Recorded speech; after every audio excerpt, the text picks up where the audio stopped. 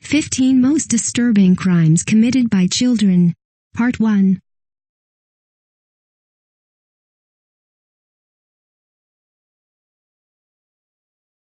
If you are brand new to our channel, we invite you to take a moment to subscribe.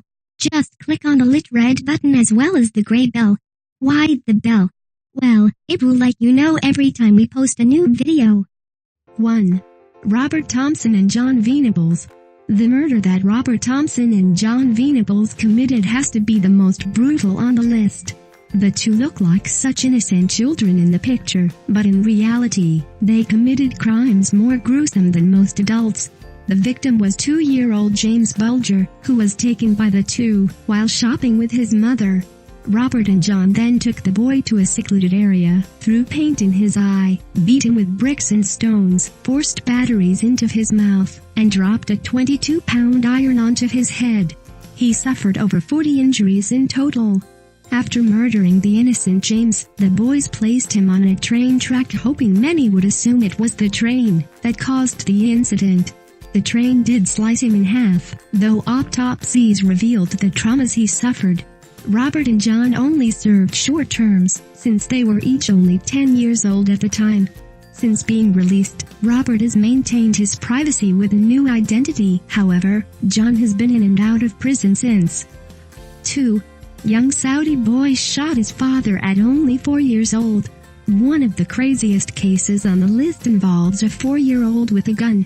We often hear of many cases that involve children getting a hold of a gun and accidentally shooting it off. However, this was no accident. Because of protective laws, the name of the child has not been released.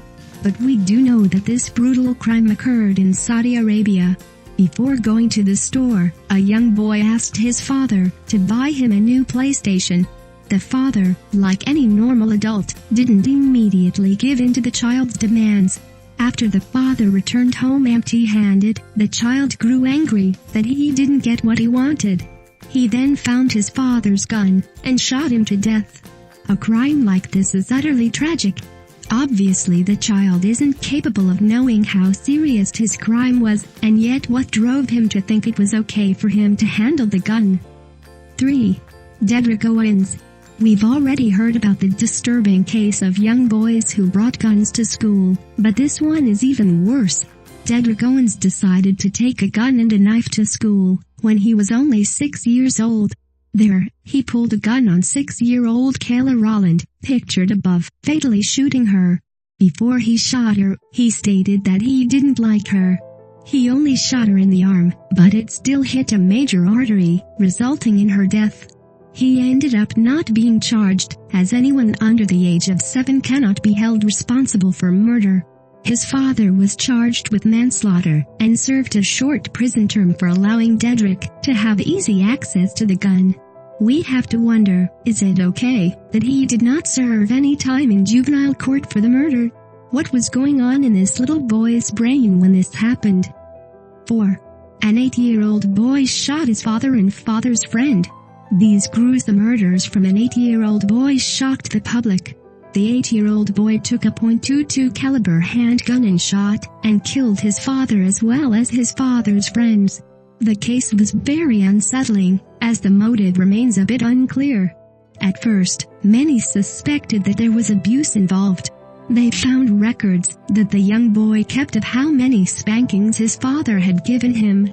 This was the only indication of any sort of abuse in the household. However, when the boy gave his confession as to why he did it, he stated that he saw that his father was suffering and didn't want him to suffer anymore. The boy was not sentenced to life, but rather to a treatment facility to track and monitor his behavior. In cases involving such young children, it can be hard to determine what actions to take for punishment. 5. A 9-year-old girl stabbed her playmate. A 9-year-old girl once stabbed an 11-year-old girl in the chest and killed her. The two were playing together when the mother of the 9-year-old stepped out to borrow something from a neighbor. When she returned, She found 11-year-old Queen Washington with a knife stuck in her chest. Apparently, the fight was just over a ball, and quickly escalated into a murder. People around the area who knew the young girl claimed that she was a very troubled child. Some even described her as a thug. The murder took place in 2005, and because of laws that protect the identity of children, it is hard to know for sure where her whereabouts are now. Unfortunately, cases like these are difficult, as many children have fights without getting in legal trouble. But not many children stab their playmates. 6. 10 and 11-year-old boys beat 2 children. 2 Yorkshire boys subjected 2 other young men to brutal torture and abuse on a playground. During the trial, the 2 perpetrators claimed that the only reason they stopped the brutal treatment was because their arms were tired. The 2 victims were walking together when they were stopped by the Yorkshire boys. They were then robbed, beaten with bricks and bits of glass, and forced to perform sexual acts with the 10 and 11-year-old criminals. The boys stopped after claiming it went on long enough and that their arms were tired. Luckily, they stopped in time, and the 2 victims were able to escape and live. The criminals were immediately arrested, and they soon learned that the boys were from various foster homes. The boys had a history of beating up other children, but until now, it had never gone this far. 7. Mary Belle. Mary Belle is one of the most infamous children on the list, as she was known for being one of the first famous child murderers. She is responsible for murdering 2 different young boys within a 3-month time span. Both children were murdered with her bare hands, the second time with a 13-year-old accomplice. The murders took place in the 60s, and since then Mary has been released from prison and has had a daughter. The nature of the crimes was brutal, as after Mary strangled the second child, she went back to carve her initials into the stomach of the dead boy. She also mutilated different body parts. It's very interesting to imagine where she could be right now, and what she thinks of her vicious crimes. Does she feel remorseful every day, or has she been able to move on and forget her own brutal past? 8. Andrew Golden and Mitchell Johnson. Mitchell Johnson, 11, and 13-year-old Andrew Golden were just middle school students when they decided to open fire on their classmates. They loaded up a car with supplies and weapons stolen from their parents. They went to school like any normal day and pulled the fire alarm.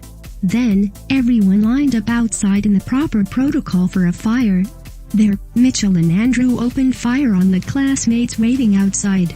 They killed several teachers and students as well as injuring many in the process.